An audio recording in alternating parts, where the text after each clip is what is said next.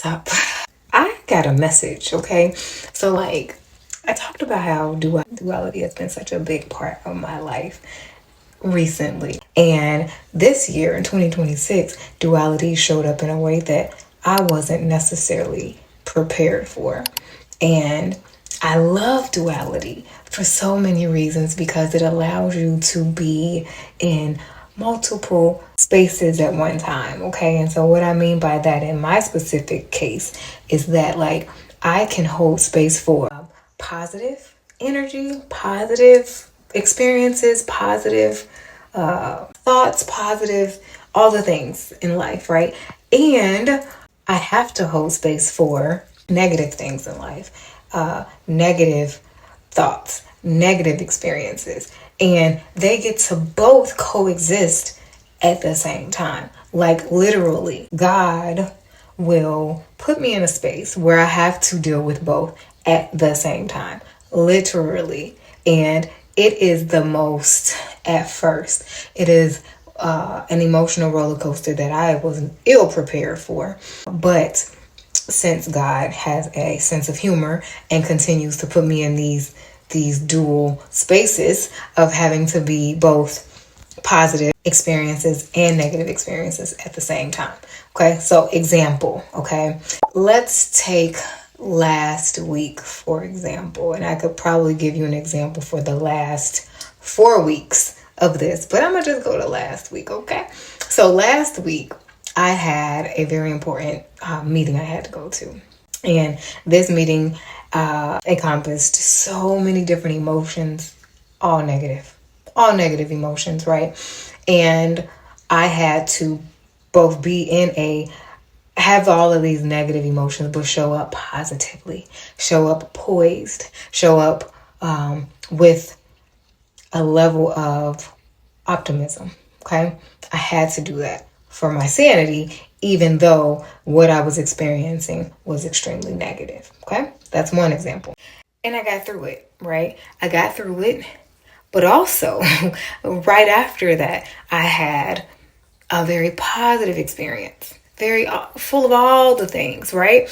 And had to force myself not to bring up the negative experience that I had just dealt with hours before. And I didn't bring it up because I did not want to bring that negative energy into the positive experience that I was having in the moment. Do you understand the duality there? Do you understand not only the duality there, but the introspection that has to take place to get through something like that? Not only the introspection that has to take place, but the empathy that has to take place in order to get through something like that, okay? I don't want to spill this negative energy, this negative experience that I'm having onto this positive experience that I'm having with someone else right now. I don't want to do that. And please understand, I'm not tooting my own horn or anything like that because, in all honesty, these are not situations I really want to be going through. But what I want you to understand and take away from this is good things are going to happen and bad things are going to happen. And they might happen simultaneously. But it's going to take us being intentional about how we show up for both. Right? I don't want to be going through the negative experiences, but I'm still going to show up with optimism.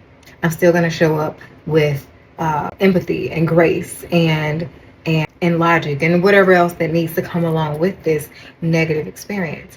And the same thing for the positive experience. I'm going to show up with empathy, optimism. I'm going to show up with logic in these situations as well because I understand that neither one of these will last forever, and I need to be okay with that, right? And navigate those spaces regardless. So my point is this. Life ain't always going to be a bed of roses. It's not. But how we show up in those moments when things are not great shows your character, right? The way you show up when things are great shows your character. And there's somebody watching these experiences that you're going through, whether you realize it or not. And it's going to take all the willpower that you have to give both experiences gratitude. And I think that's the biggest thing I take away from it when dealing with duality. Even though I'm going through the negative things, I'm not grateful. I am grateful for them. Trust and believe me, because there's lessons being learned through these experiences. So no, I'm not happy that I'm going through it, right? But I'm still grateful. Okay? Still grateful. So what is it that you need to be grateful for? Even though it doesn't feel good, even though it's not pretty, even though it's not what we want to go through. What is it that you can still show some gratitude for, even in the storm?